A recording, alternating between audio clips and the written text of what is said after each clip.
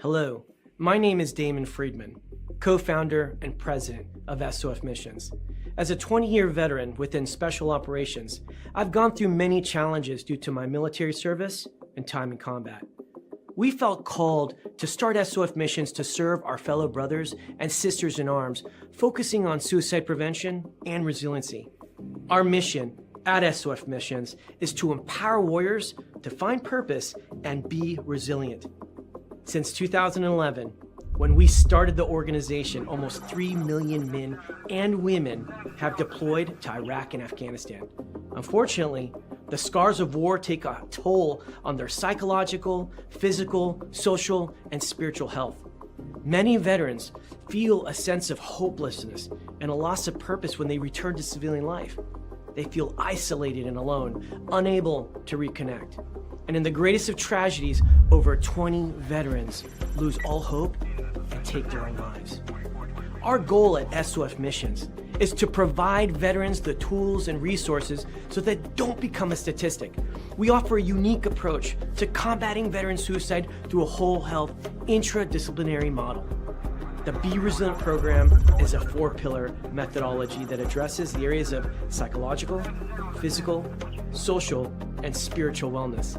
We provide care through 3 delivery methods: medical clinics, retreats, and educational training. Since we started back in 2011, we have been able to reach veterans in all 50 states and have served over 3,000 veterans through the Be Resilient program. Being resilient is a multifaceted and complex issue. We know that to find a lasting solution, we have to address the whole warrior. Many challenges cannot be solved by providing the treatments and modalities of just one component, but by tackling them all. Now, we've expanded our services to include law enforcement and first responders. Together, we can make a lasting impact in the lives of warriors across the nation. To learn more, visit our website at sofmissions.org. All right. Welcome back. Misfit Nation. The Misfit Nation show. We are a show founded by a veteran and hosted by 2 veterans and a military spouse.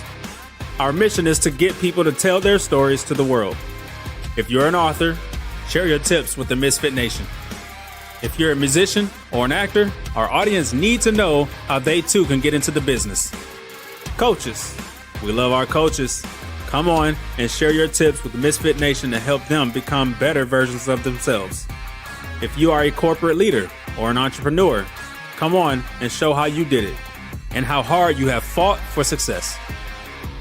If you are a veteran, first responder, or Gold Star family, we would love to have you come on and share your story with the Misfit Nation.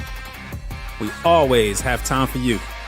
If you're feeling down, alone, or starting to see the darkness, Stop. Think about those who are around you. You are not alone. You will be missed. If you feel like your problems will be a burden to those in your inner circle or feel embarrassed, dial 988. If you are a veteran, take option 1. We need you to keep pushing forward. Don't make a permanent solution to a temporary problem.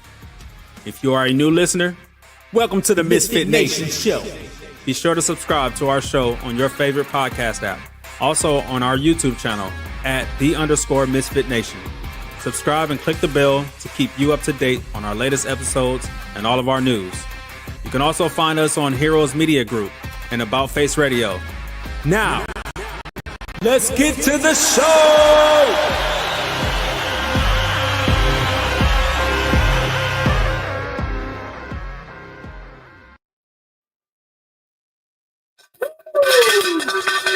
All right. Welcome back to the Misfit Nation, your Sunday after dinner show. We know you have other places you could be tonight, but you choose to hang out with us, and we appreciate everything you do for us here at the Misfit Nation. Thanks for keeping on, collecting on those freaking flyer miles, and being part of the Misfit Nation. Tonight we have a great guest, but before we get there, we have some solemn news again tonight. Please remember Deputy Sheriff Terry Sweeting Mashkow, Indian River County Sheriff's Office, Florida. End of watch Friday, November 21st, 2025.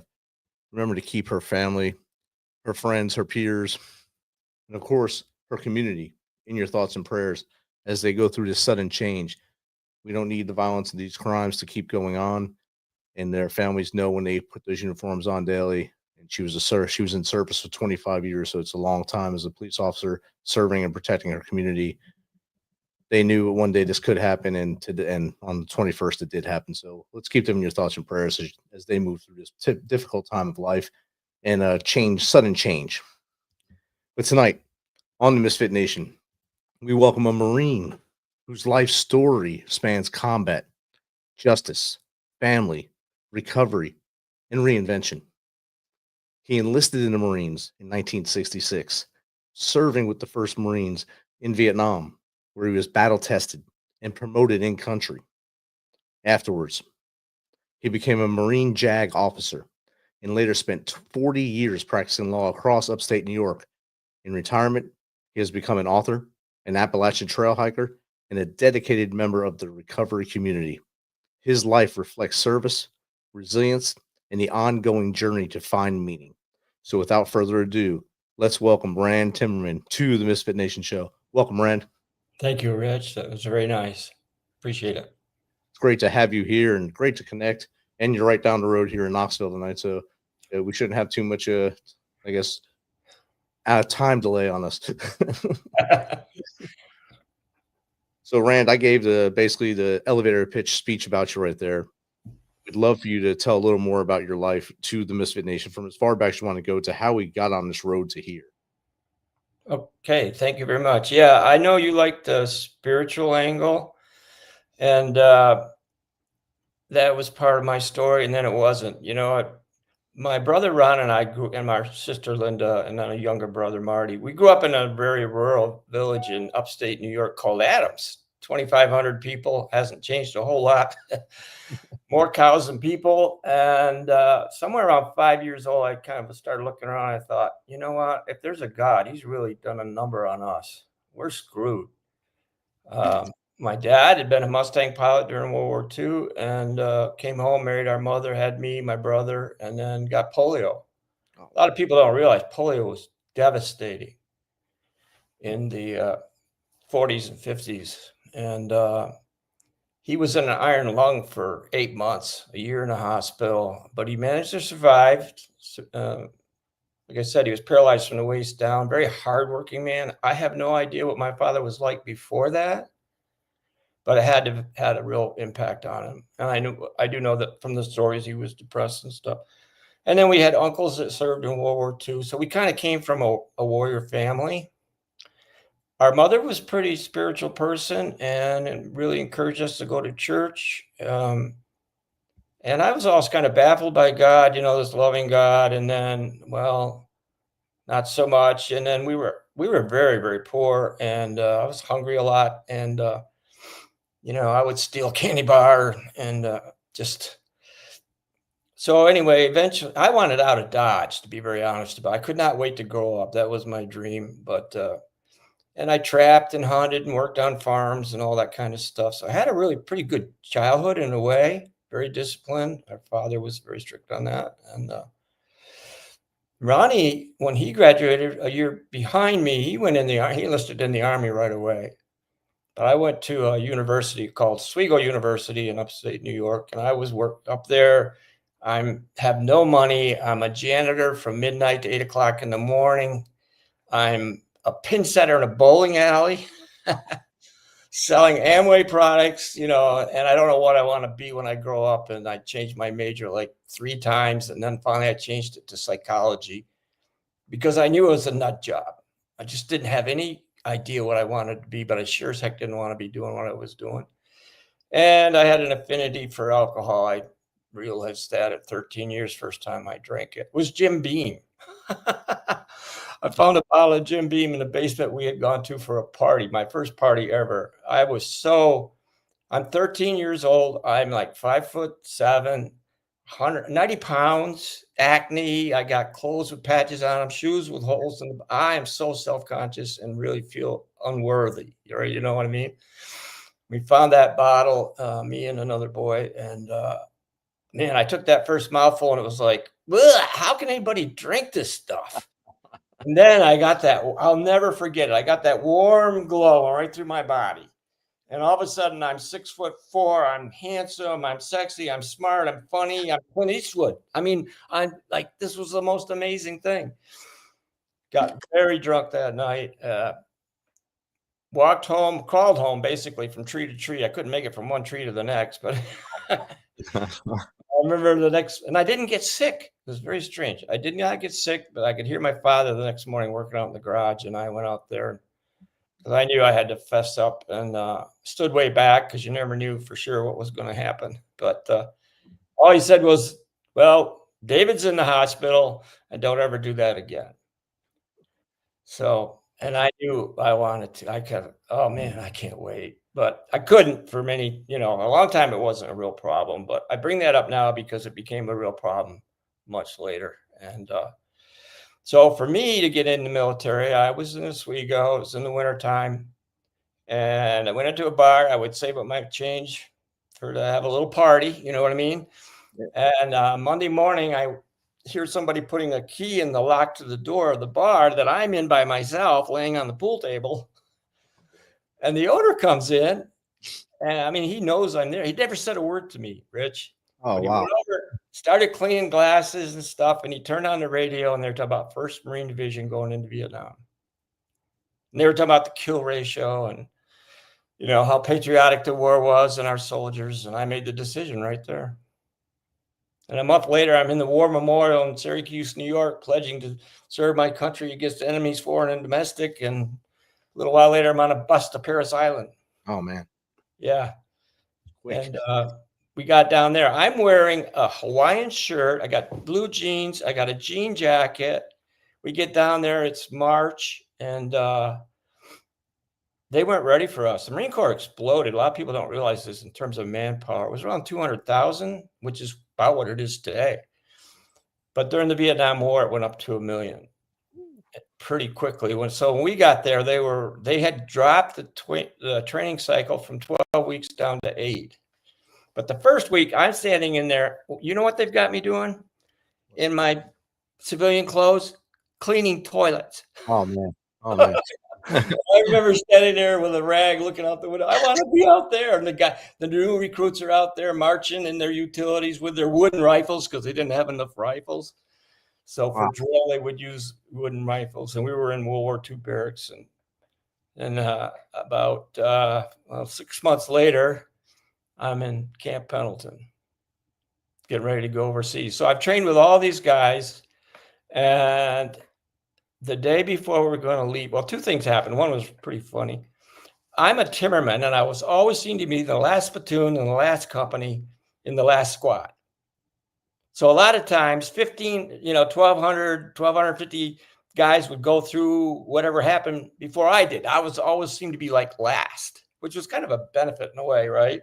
Because the Marine Corps, they never told you what you're going to do. Never. In those days. I think it's changed now because they wanted you to be ready for anything. So they marched us to outside of a hangar on this huge parade deck, and they reversed the battalion. And I'm not last, I'm first. So I walk in the door, go down a hallway, turn, go down another hallway, turn, and there's 8 corpsmen standing there with inoculation guns. And you had to walk down through between them, right? So I had 4 jabs on each arm with these inoculation guns, and I must have jumped because when I walked out of that hangar into 100-degree sunlight, and it's, the guys are all standing there at attention. They don't know what's going on. I walk out, I got blood running down my arms and dripping off my fingers. And men started fainting like crazy. I mean, the Marines just started dropping. But then the bad thing was the next day, we were going to go the day after that. The next day, we were in our last formation, and Sergeant came out with a clipboard and it called my name. And I marched to the front of the battalion and said, "Yes, sir." He says, "You're going on mess duty for 30 days. Oh, wow. Oh, wow. I actually tried to argue with him, which you don't do that, and didn't work. And so the next 30 days, I peeled a 10-foot pile of potatoes starting at 4 a.m. until in the evening every day. Potatoes, peeling them sitting on a stool. The relevance of that is that I never saw any of those guys again Wow. that I had trained with, except for a couple of situations. And so when I went to Vietnam, I was with all the other stragglers, right? And I guess where I ended up. I went to the 1st Marine Air Wing in Da Nang, and then they sent me up to the 1st Marine Division. So the 1st Marines became my home in Vietnam. And the first night I was in Vietnam, I got there late. It was monsoon. It's raining. It's pouring buckets. As you can imagine, I'm pretty anxious. And the guy led me around to get all my gear and grenades and weapons and all that stuff. And then we went to a transition tent, and he reached for the flap, and there was a bang. And it just pandemonium broke out in the tent. Medic, medic, medic. And I go, what the hell? And finally, a Marine came right out instantly. He said, don't go in there. And the guy that was leading me around, he left. I stood there in the rain for quite a while. They brought the dead Marine out in a poncho. And I went inside and sat down after a while and just listened. And they were talking about, they had just come out of the field. They're going home the next day, right? Wow. But they got there late, so they didn't have them turn in their gear or anything. They gave them their mail, and this guy had opened up his, when you got your mail, you only get it about once a month. You get in a big packet like that. And he did what we'd all do, right? You write into a girlfriend, you're going to find her letters first, probably read the most recent one first, try to figure out what's going on. And he read his from her, and she said, Dear John, I don't know how to tell you this, but I met somebody else. It's been a whirlwind affair, and I married him yesterday. And he never even thought. He just reached down, pulled up his pistol, and wow. And I thought, my God, it can't get any worse than this. What the heck? I was just absolutely stunned, and obviously I never forgot it. But I don't know how much you want me to talk about the war, but it was pretty bloody and not fun most of the time. Actually, pretty miserable. The relevance of one of the guys I met that I had trained with, they had sent me out in the field to take documents to a company, and when I got there, they were in a firefight. They were in a battle, and I could hear the firing and stuff. And the captain said, "Well, you need to go down to the 1st platoon, and they got a prisoner, and you're going to take it back to headquarters battalion." And I said, "Okay." And he said, "Well, just go down that trail. We're in the jungle, right? And I can hear the firing and the mortars going off and stuff." So I'm walking down this trail towards it, and I get down there, and they had a prisoner. He was tied up properly, blindfolded. So I grabbed and headed out, went back to the company commander, and he goes, "Take him out to the resupply point where you came in." By myself? "Yes, sir. Keep going, kid." So I went up there. I tied the prisoner to a tree. Oh, it's a palm tree, but and sat him on the ground. I tied him securely, right? And I just started doing a one-man perimeter because I'm by myself. So I'm pretty hyper alert. And then all of a sudden, these 6x, which are big trucks, come in, and they are bringing supplies. They always have gunner on them and stuff like that. I mean, there's always like a shotgun guy and so on. The first one that pulls in, next thing I know, he's, "Hey, Timmer!" And it's one of the guys I had trained with. Oh, wow. Yeah, he flies out of the cab. We're doing, hugs and stuff. And other trucks come in. It's kind of pandemonium. I'm not doing what I should be doing. And they're backing up. And all of a sudden, I hear this scream. And my friend looked at me. He's, "What the hell is that?" And I go, "Oh, no." And I ran across the clearing and behind the truck, which was then pulling away from the tree. And he backed right into the tree and crushed the prisoner. Crushed his chest, his blood coming from his eyes, ears, nose, mouth. And I untied him right away and laid him down. There's no medic. There's nothing anybody could do anyway. Took his mask off and watched him die.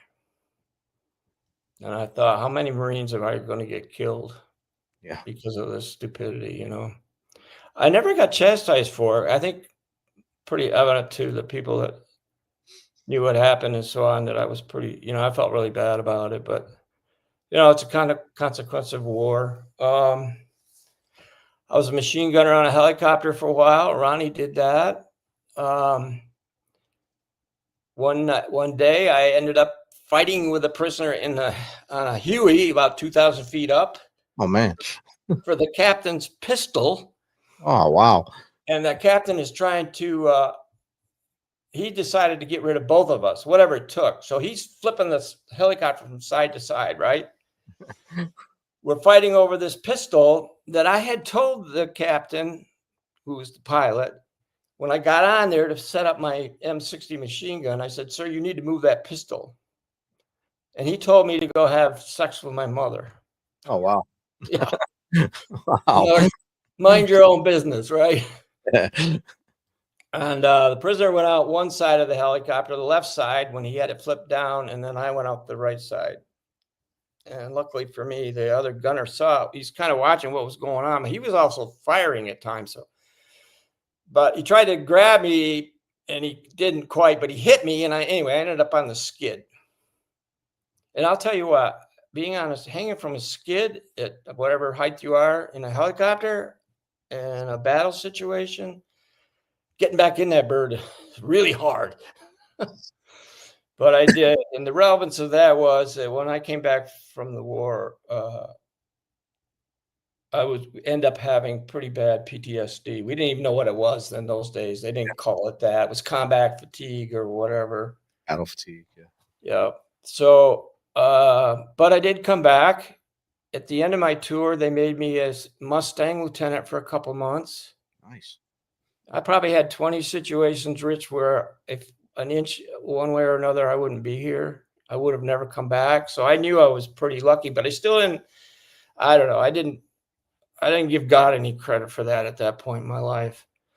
Got married, had a couple kids one of them, the first one, while I was in the military. But anyway, so just before I left Vietnam, a colonel came up and said, "You're going to go back to corporal and you're going to get out in a couple months," because I enlisted for 2 years, "or you can go to OCS and become a real live officer." I didn't have any plans. I mean, I didn't know what the hell I was going to do. So I said, okay.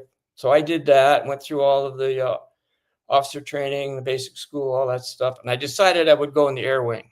I don't really want to be going back to 1st Marine Division. So I ended up in 1st Marine Aircraft Division. 1st MAW is what they call it, MAW.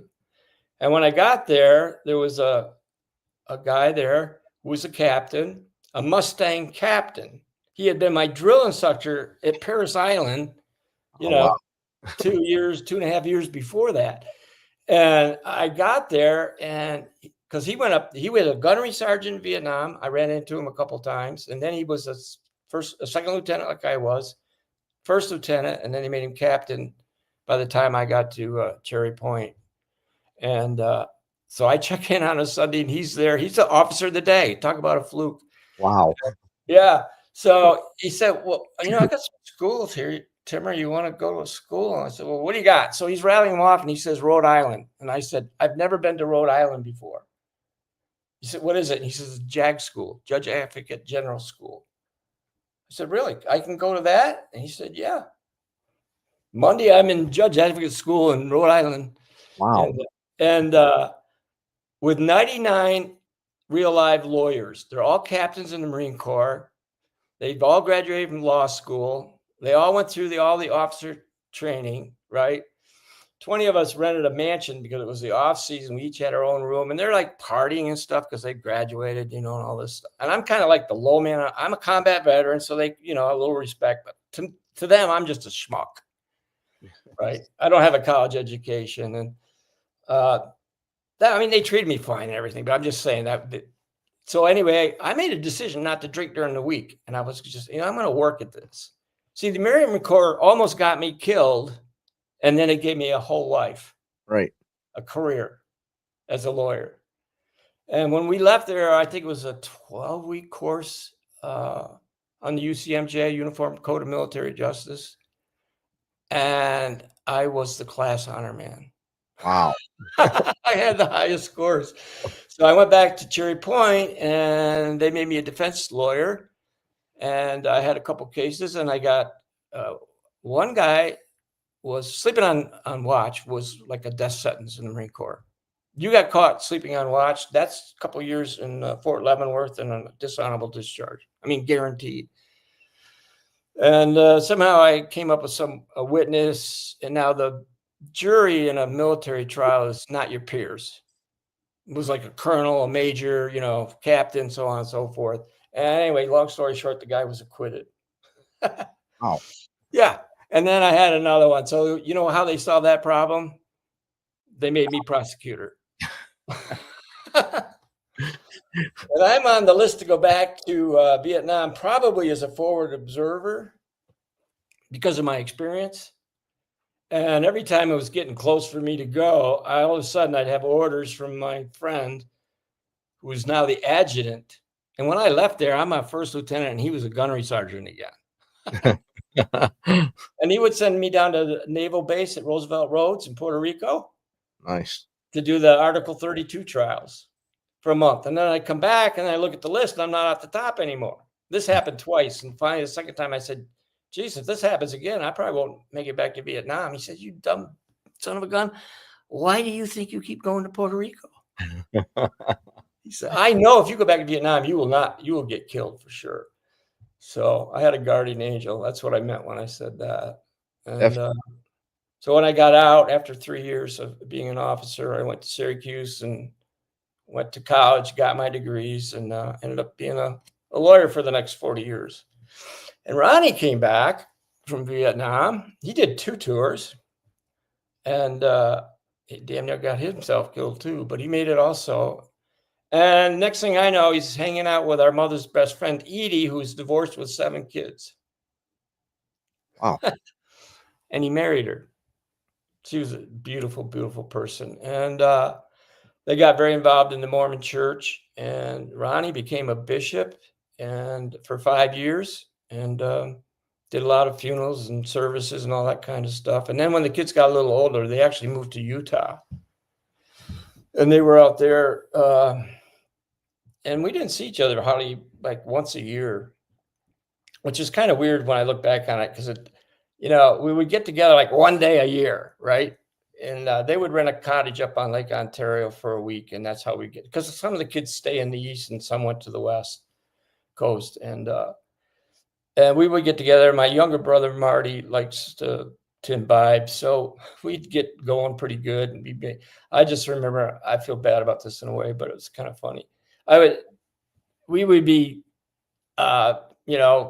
mocking Ronnie. Because Ronnie doesn't drink, right? He's a bishop of the Mormon church. Ronnie's perfect. Everybody loves Ronnie. He never has any fun.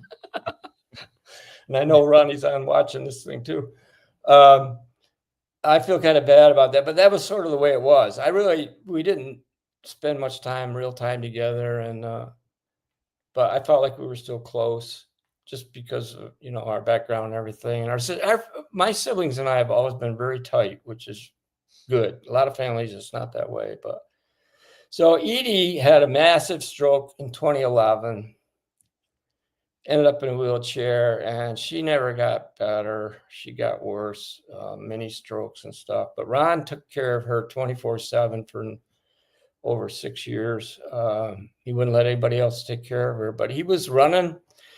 The funny part about doing the Appalachian Trail in our 70s is that we were both pretty good shape physically. Ron, I didn't know this until after she died, but he was running every day, and he would put her in her wheelchair by the window, and then he would go out and run by the house every little while to make sure she was all right and stuff like that. I ran 26 marathons. I was a weekend warrior my whole pretty much adult life.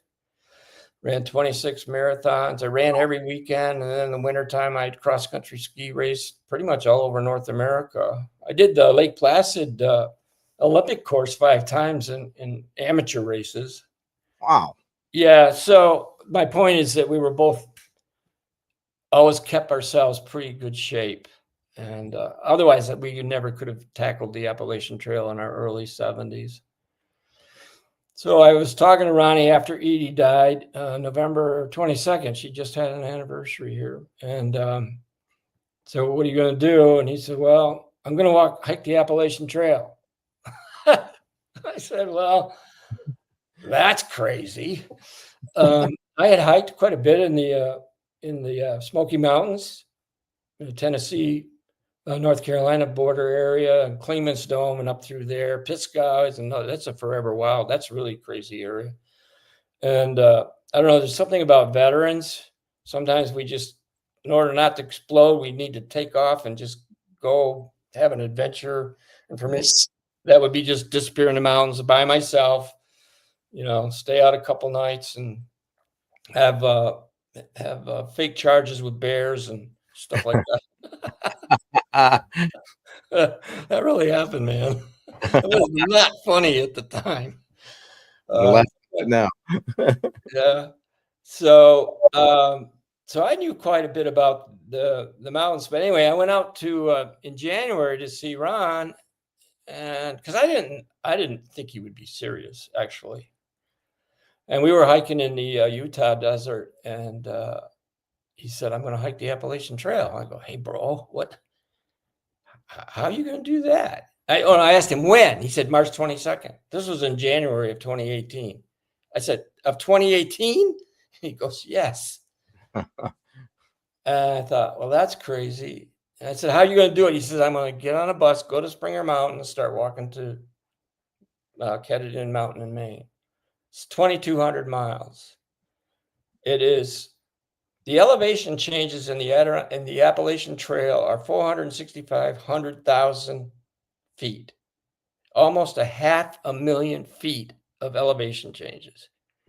Over 600 mountains, 300 of them are named. Every state has a Bear Mountain, it seems like. 14 states. And I mean, it is just an unbelievable. It is the longest footpath only trail in the whole world. A lot of people don't know that.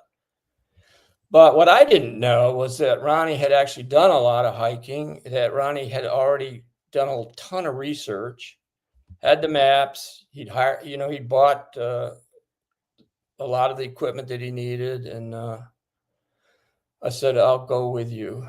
He said, "Really?" And I said, "Yeah." So March 22nd, we had both driven down to Springer Mountain, Georgia, where it starts, with 2 vehicles. And in a snowstorm, we started hiking the Appalachian Trail. Wow. You had to add to it. Yeah, I have a picture of Ronnie in the book. I wrote a book about it, and you can see it here. And it's called A Spiritual Passage, because in the book, not only did we write about how we did the hike itself, I'm on a daily journal basis, right? With pictures. I have 500 color pictures in there. I took 5,000.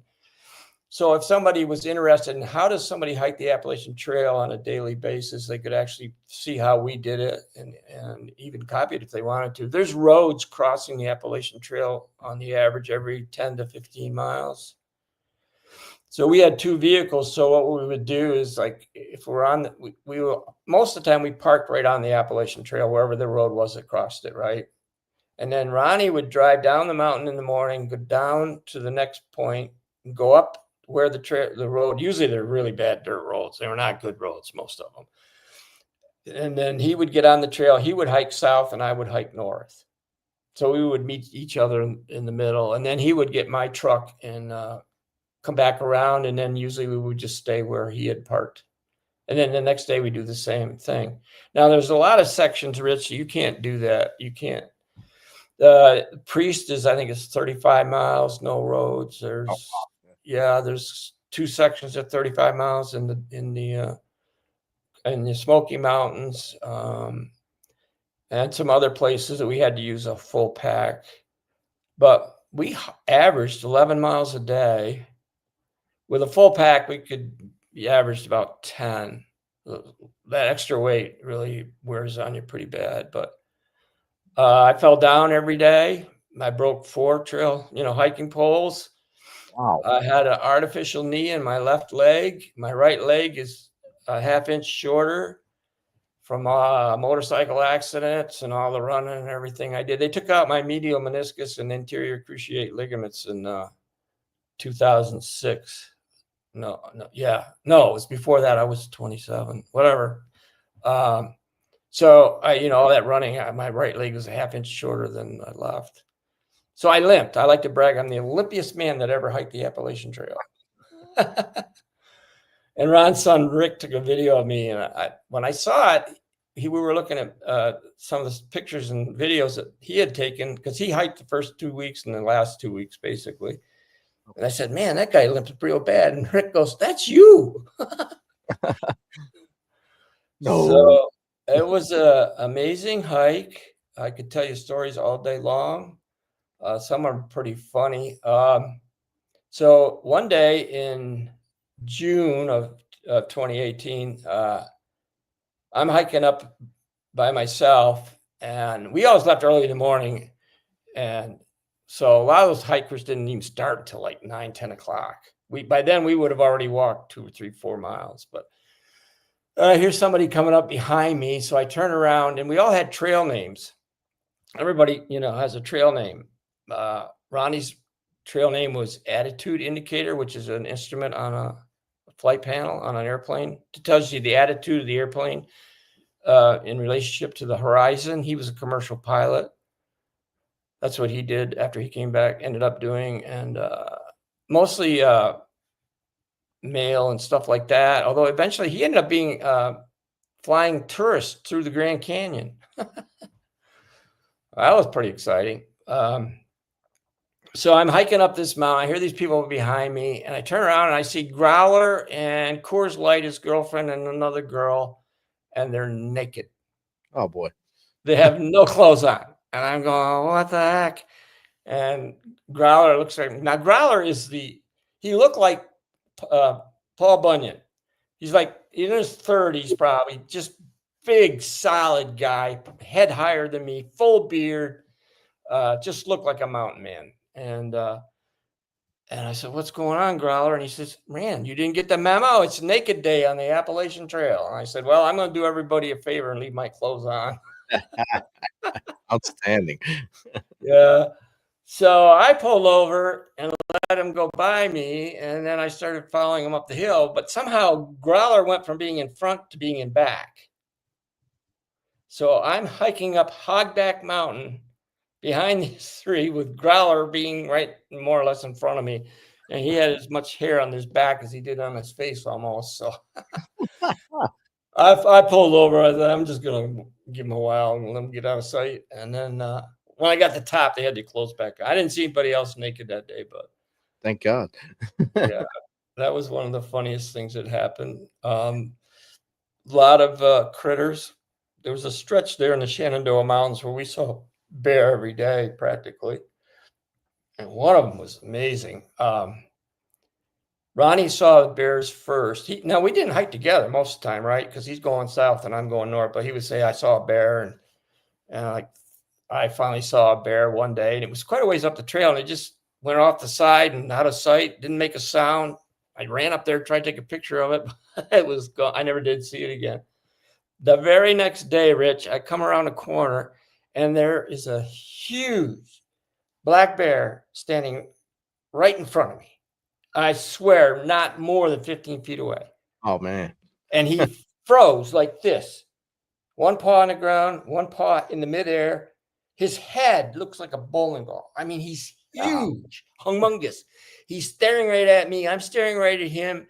And all I could think of is, this is the most fantastic beast I've ever seen. He was glistening. His fur was as black could be, and it was shiny. I swear, I felt like, I don't know, it was just a unique, wonderful thing. I'm like, and I should have been scared, right? I mean, I should have been, but I'm like, I gotta get a picture of this. And I reached behind me to get my phone from underneath my pack out of my back pocket, and I did it real slow.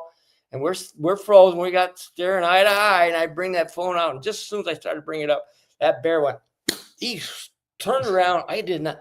If he had wanted to get me, Rich, I could have had a 35 or a 38 in my hand aimed at him, and he still would have got me. He moved so fast, ran down the trail, and then took a left, and he did not go quiet.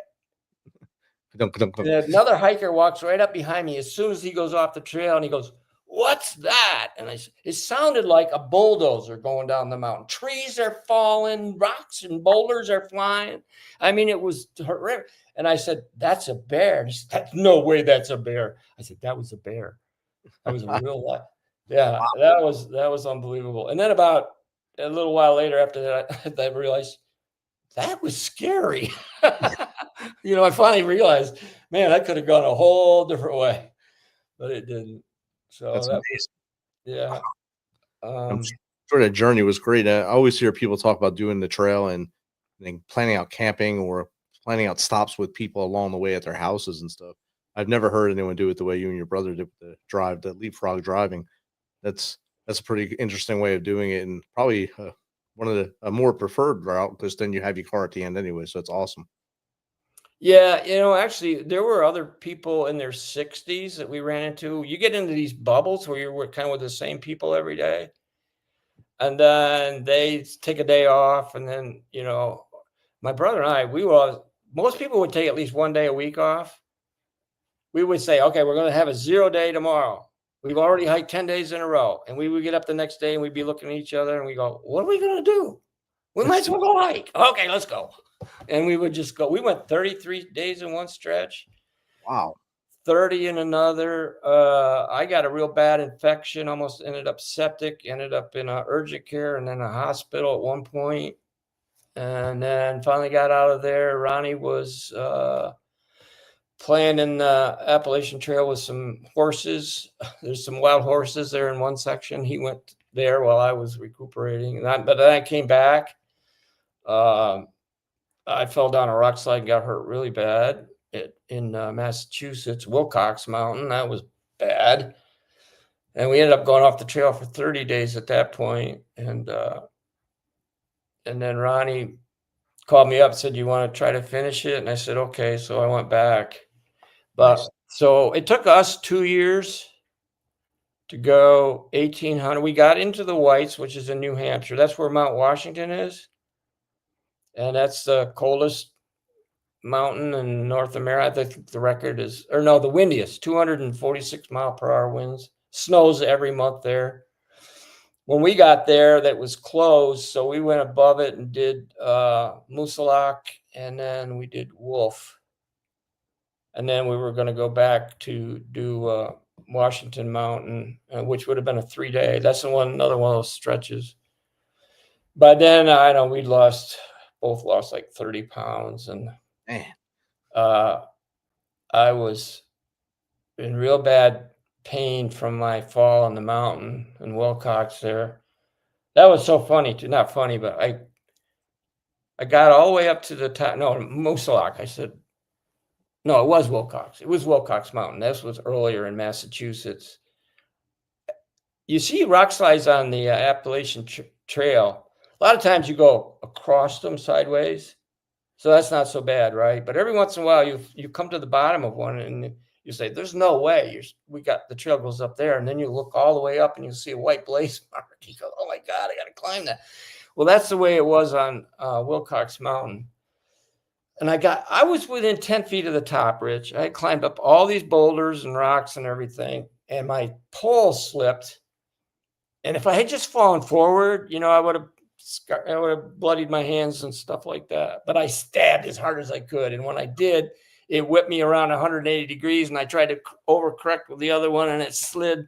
And I did a swan dive off that thing. So now instead of falling face forward, a few feet, I'm swan diving like 20 feet. And I closed my eyes because I knew it was going to hurt. But, and I got hurt before in other places like Vietnam. Yes. And I closed my eyes. And when I landed, I'm like, oh my God, I've never felt pain like this in my whole life. It was just unbelievable. And when I could finally open my eyes, I realized my left foot had gotten wedged between two rocks. Otherwise, I would have been killed for sure. Yeah. And I crawled to the top of the mountain, which wasn't very far. And then I finally got up and I realized I can't climb back down this thing. I'd already gone 3 miles. I got to go 9 miles to get out. So I went the 9 miles because the path was earthen and so on. I ran into Ronnie and he saw me. I mean, my arms are bloody, my elbows, my hands, everything. And he said, "You all right?" I said, "No." I said, "What are you going to do?" I said, "I'm going to walk out. I can't do anything else." And the next day when I got up in the morning, I couldn't move. So that was one of our respites. Yeah. But after 30 days, he called me up again. He said, "You want to try to finish it?" I said, "Sure." Yes, let's do it. So Ronnie finished it with his son Rick without me, and while they were hiking up to Catadin Mountain, I was having my hip replaced. Wow. So I only did 1,800 and I think it was 36 miles. You And say Ronnie- only people have only done a mile on the trail, so 1,800 spots. yeah. So Ronnie did the whole thing with and Rick helped him at the end. The end is really difficult too. You got the 100-mile wilderness. And so the book has pictures of all that in there. It has, I will go into a lot of detail about my recovery program because alcohol really got me in my late 50s, early 60s. And bad. I ended up in suicidal situations a couple times. And I ended up, my first visit to the VA, I was 67 years old in handcuffs. They took me to a psych center. It had 3 doors. It was real easy to get in those 3 doors, but it was really hard to get out.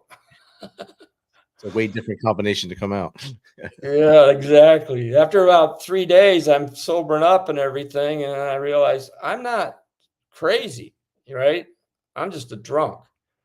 These people have real serious problems. The other people in there had real serious. There was a captain in there, had been a company commander in Vietnam in the Army. And the psych center was 4 long hallways that crossed in the middle like this. And he and I would walk side by side. We would walk those hallways all day long, just talking to each other. And he never recovered from his trauma from the Vietnam War. And he had been a captain. He was a company commander. That was a really tough job because now you're responsible for the men that are getting killed. And he didn't make it. He was really messed up. But eventually I devoted myself to getting sober, and I did a 12-step program and changed my whole life. And I made a spiritual connection.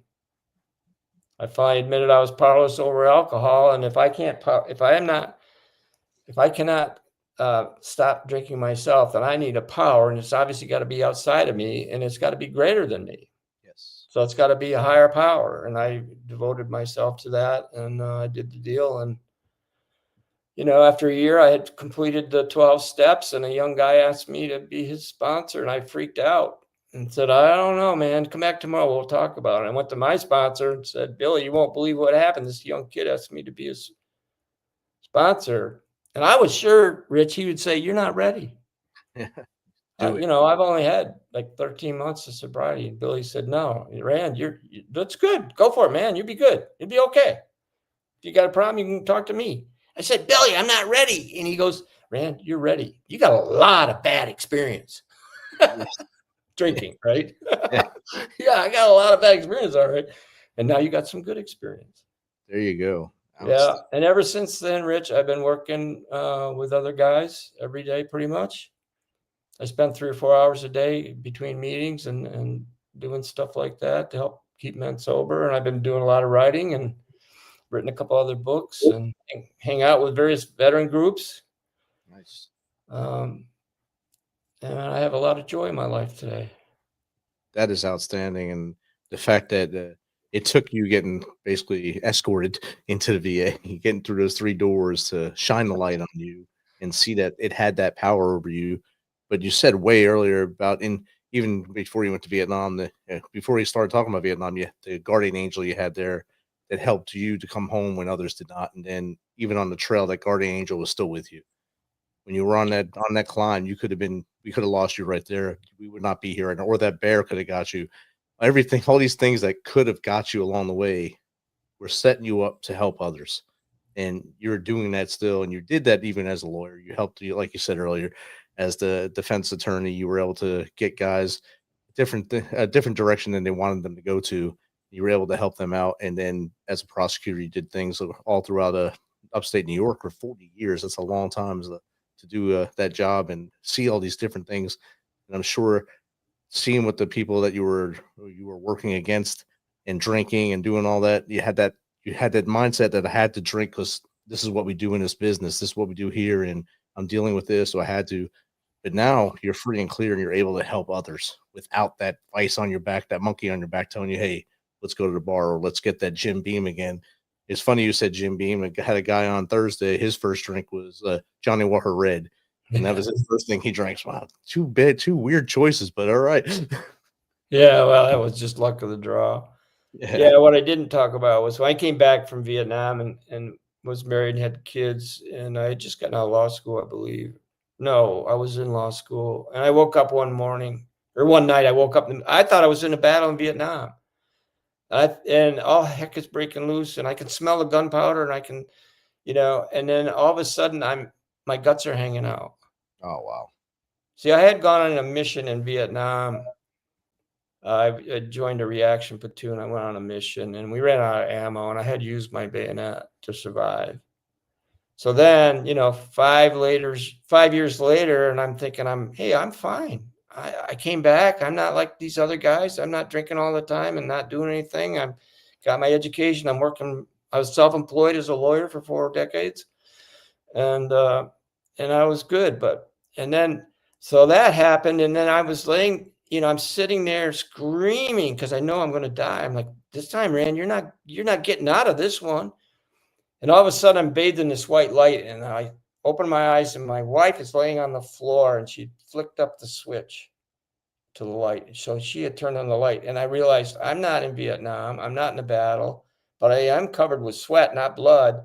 But I can smell the manure in the urine because I had voided the bed. I had totally messed up the bed. And my wife and I looked at each other, and we knew that I wasn't all right. You know what I mean? Yeah. And so I started using alcohol to medicate at nighttime. I put the kids to bed. My wife would go to bed. I would drink like a maniac for an hour, go to bed. I never need more than 4 or 5 hours of sleep, and then I'd just go to work. But so I knew I had made a conscious decision I would never do drugs, and I never did because I knew the alcohol. I just liked it so much. And then when it turned on me, spiritus is Latin for alcohol. So alcohol became my God. Yes. I'm only relating this because if there are people in your audience who are struggling, my book might help them because they can see the journey I went on, that if a guy like me can get sober with my background and my experiences, anybody can. But you got to have that higher power that you were talking about, Rich. You got to have a connection with something greater than yourself. It's been proven over and over again. And, 4 million, 5 million people have benefited from the program that I'm in. So, and it keeps growing every day, pretty much. It's a good thing it grows, but it's a bad thing that it has to grow at the same time, that there's so many people that are suffering through that addiction and have to go through that battle to become part of that program. But it's also good that that program is there to help and show them that there is something way better on the other side of the program. And this VA is way better than. It's amazing how they have progressed. And I'm a member of some groups that deal with suicidal veterans. It's a real problem, but now there are a lot of resources. There were no resources for my guys when we came back from Vietnam. There was nothing, absolutely nothing.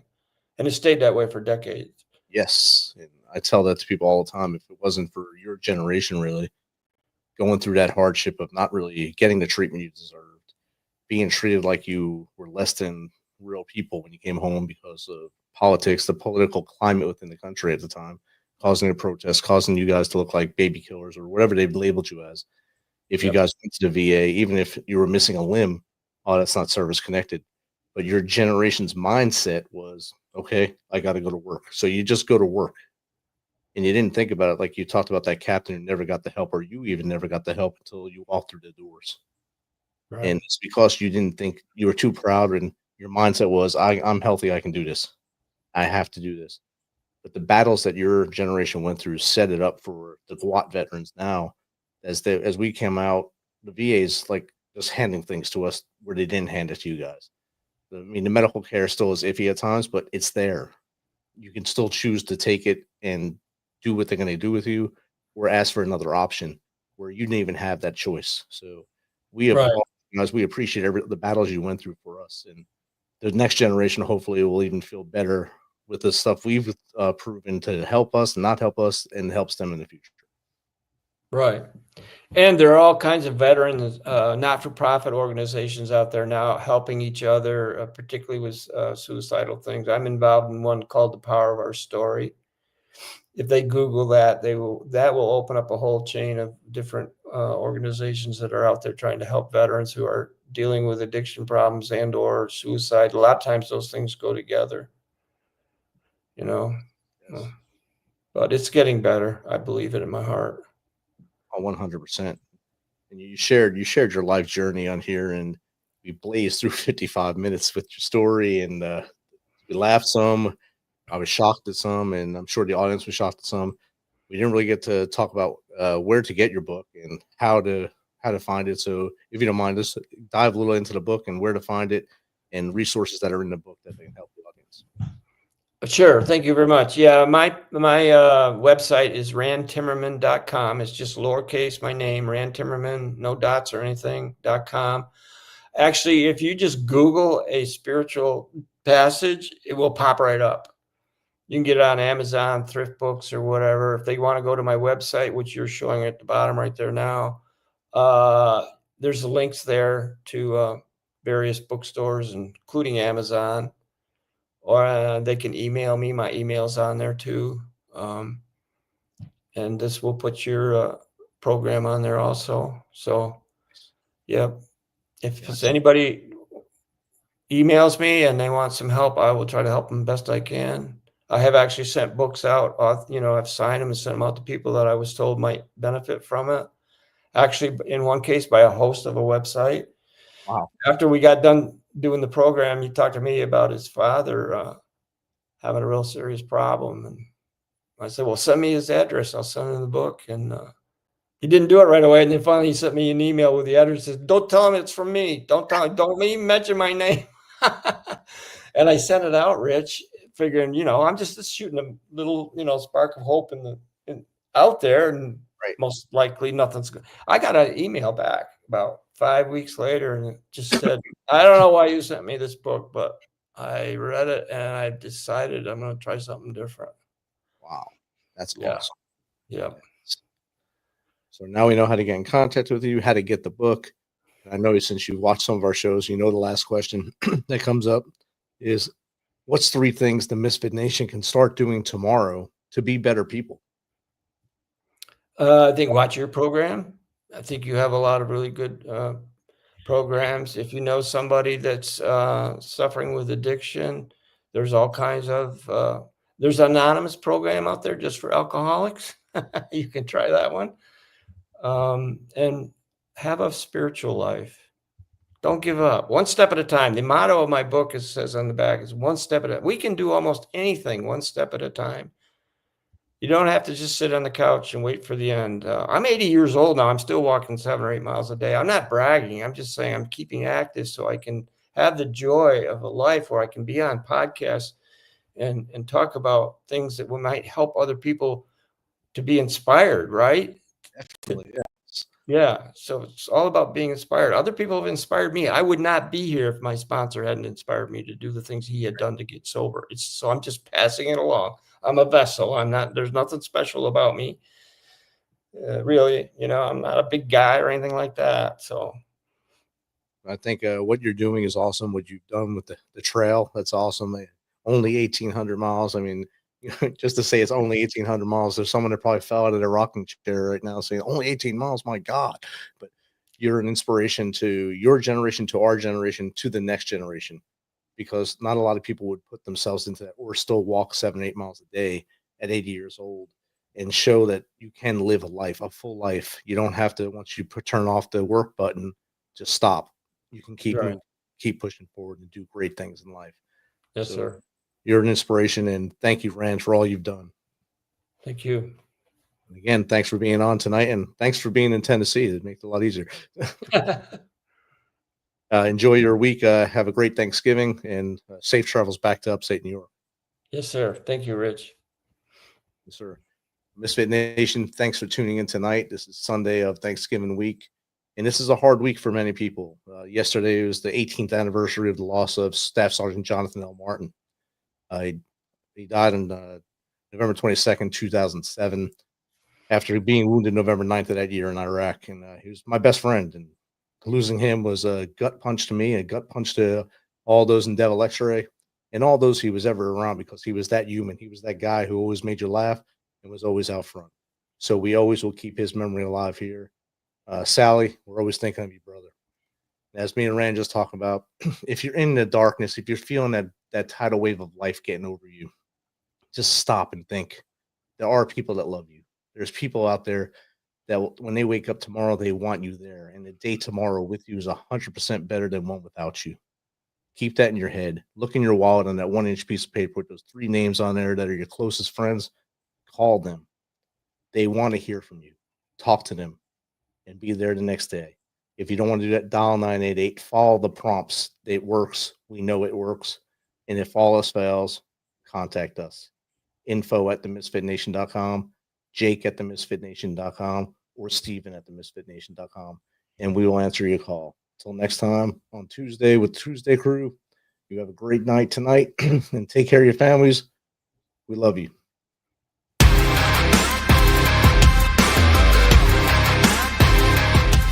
Thanks for checking us out and being a part of the Misfit Nation show. Don't forget to visit our website at themisfitnation.com.